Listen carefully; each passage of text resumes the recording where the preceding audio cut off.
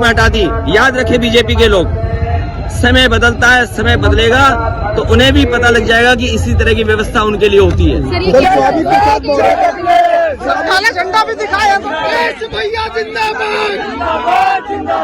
स्वामी प्रसाद मौर्य जी को मैंने कहा है कि जाति जनगणना के आंदोलन में आगे बढ़ें। साथियों नमस्कार, मैं एसपी सिंह नंद, मास ओपिनियन चैनल में आपका स्वागत है। साथियों, आखिर वही हुआ जो हमारे मास ओपिनियन चैनल ने जो आपको काफ़ी पहले बता दिया था, और ये बता दिया था कि आफ्टर ऑल अखिलेश यादव को अपनी पिच बदलनी पड़ेगी।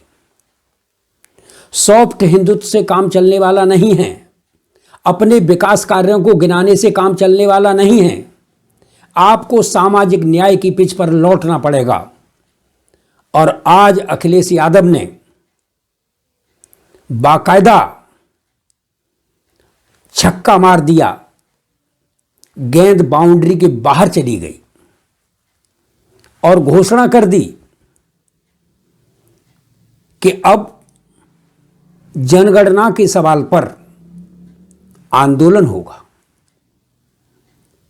2-3 घंटा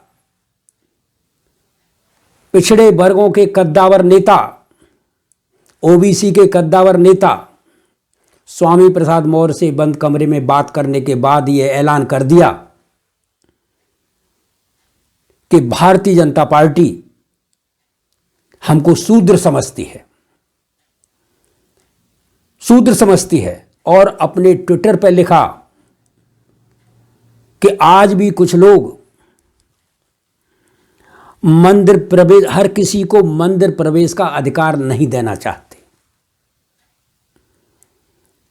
यानी मंदिर में नहीं जाने देना चाहते, क्योंकि अखिलेश वो कहा है ना कि जो सहता है वही कहता है। यानी महात्मा ज्योतिबा फूले ने कहा था कि जो सहता है वही कहता है। अब तक अखिलेश यादव ने सहा नहीं था।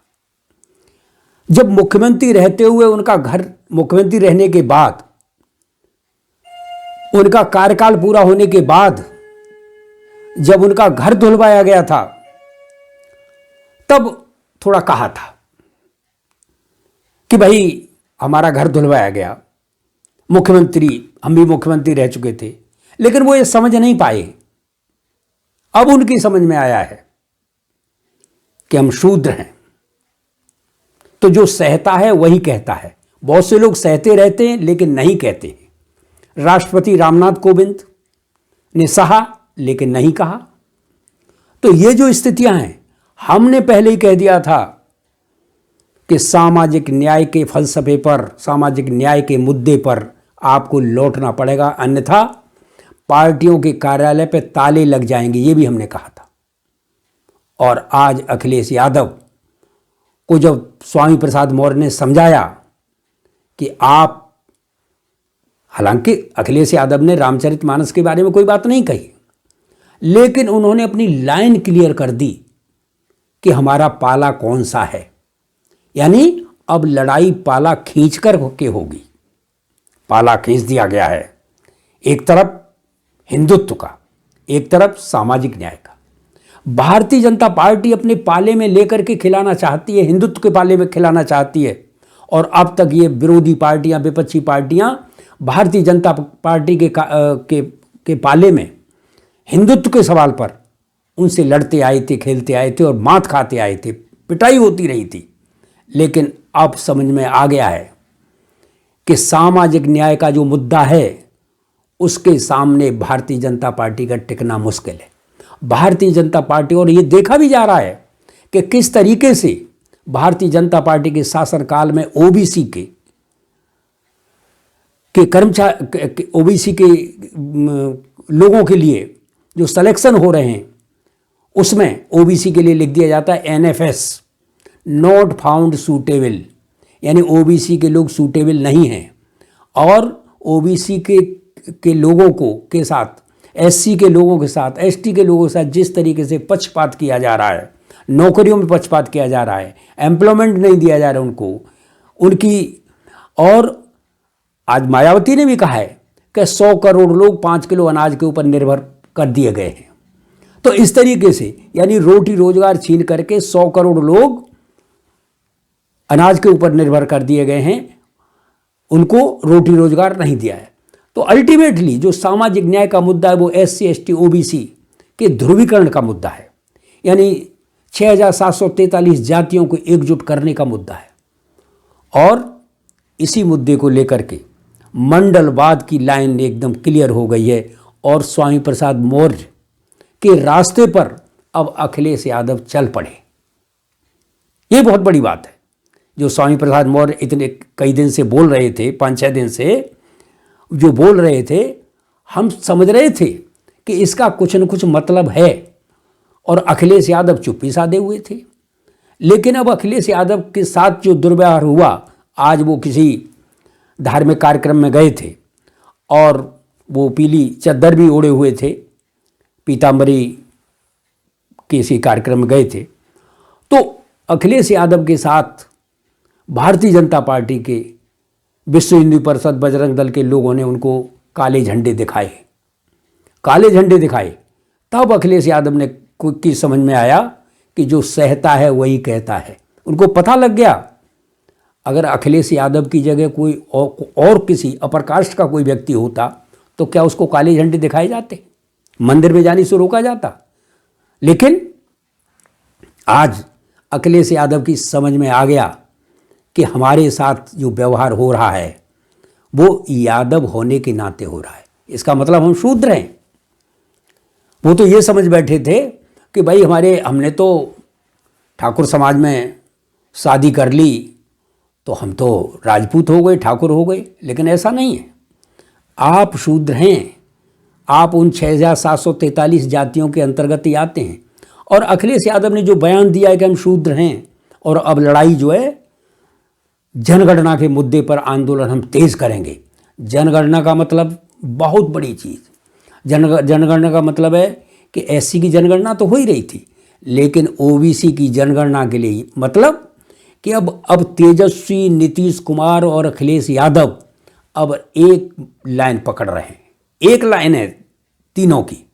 इसका मतलब है कि यूपी और बिहार में नया गुल खिलेगा और 2024 की जो पिच तैयार हो रही है ये पिच बहुत खतरनाक होगी, क्योंकि मंडल वो चीज़ है जिसमें OBC की जातियों का बहुत तेज़ी से ध्रुवीकरण होगा और ये OBC की जातियां अपने हक और अधिकार के लिए एकदम बेचैन हो उठेंगी और लड़ने लग जाएंगी। तो कहने का मतलब ये सामाजिक न्याय का मुद्दा है और सामाजिक न्याय का मुद्दा जो ज्योति 1990 में BP सिंह ने जलाई थी, आज फिर वही ज्योति ऐसा लग रहा है कि पुनः जलने लगी है, पुनः जलने लगी है।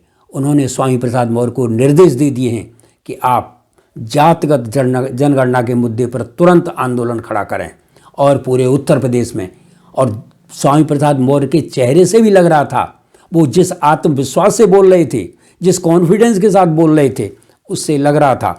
और जिस तरीके से स्वामी प्रसाद मौर्य के इस 5-6 दिन के प्रकरण में उनको जिस तरीके से विभिन्न संगठनों द्वारा, जैसे बामसेफ हुआ या तमाम सोशल ऑर्गेनाइजेशन द्वारा, सामाजिक संगठनों द्वारा उनको जो जन समर्थन मिल रहा था, इसका मतलब ये हो रहा था कि लोग ये चाहते हैं कि अखिलेश यादव इस लाइन पर आएं। लेकिन अखिलेश यादव चुप्पी साधे हुए थे। लेकिन स्वामी प्रसाद मौर्य ने अखिलेश यादव को मजबूर किया कि अगर आप इस सामाजिक न्याय मुद्दे को नहीं, सामाजिक न्याय के रास्ते पर नहीं चलेंगे तो आपकी पार्टी का जनाधार खिसकता चला जाएगा और ये SC ST OBC कहीं दूर चला जाएगा, मायावती के साथ जा सकता है, कहीं भी जा सकता है। इसलिए आपको इस रास्ते पर लौटना पड़ेगा। ये सामाजिक न्याय की पिच है जिस पिच पर भारतीय जनता पार्टी खेलना नहीं चाहती, पीछे हट जाती है। वो किस पे आपको खिलाती है? वो धार्मिक ध्रुवीकरण के मुद्दे पे खिलाती है, हिंदुत्व के मुद्दे पर आपको खिलाती है। लेकिन अब जो विपक्षी राजनेता हैं, विशेष रूप से अखिलेश यादव, ये समझ चुके हैं कि हमको 2024 में हमको सामाजिक न्याय के मुद्दे की जो पिच तैयार हुई है, इसी पिच पर लौटना पड़ेगा। और ऐसा लग रहा है साथियों कि 2024 में अब जो लड़ाई होगी सामाजिक न्याय वर्सेस हिंदुत्व के मुद्दे पर होगी और ये जो लड़ाई पाला खींच करके होगी। तो ये बहुत ही शुभ संकेत है। और इसमें अब ये जो सारे के सारे जो कांसीराम साहब की पाठशाला से निकले हुए नेता थे, अब ये भी बहुत तेज़ी से अखिलेश यादव के साथ, ऐसा लग रहा है अखिलेश यादव के साथ जुड़ेंगे। और ये एक बड़ी ताकत, यानी लोग तो यहाँ तक लिख रहे हैं, एससी वर्ग के लोग भी लिख रहे हैं कि मैं, एक एससी वर्ग के व्यक्ति ने कहा कि मैं मायावती के साथ था लेकिन आज से मैं अखिलेश यादव के साथ हूँ। इसका मतलब है कि एससी वर्ग भी बेचैन है सामाजिक न्याय के मुद्दे पर आने के लिए। लेकिन आप देख ही रहे हैं कि मायावती जी तो एकदम इन सब मुद्दों के प्रति उदासीन हैं, खाली ट्विटर और उससे काम चला लेती हैं। लेकिन अब अखिलेश यादव का इस तरीके से बिल्कुल हुंकार भर के आना कि हम शूद्र हैं, हमको शूद्र समझा जा रहा है, और ट्विटर पर इस तरीके की बात लिखना कि आज भी कुछ लोग मंदिर प्रवेश का अधिकार हर किसी को नहीं देना चाहते, ये बाकायदे ट्विटर पर लिखा है। साथियों, हमारी नज़र इस मुद्दे पर बनी रहेगी। हम एकदम चौकन्ने हैं। और इससे पहले जो हमने वीडियो बनाया था उसमें आपको पहले ही संकेत दे दिया था कि अखिलेश यादव को अपनी पिच बदलनी पड़ेगी, इसके अलावा अखिलेश यादव के सामने कोई रास्ता नहीं है।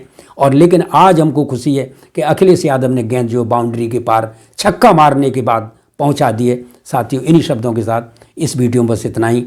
धन्यवाद।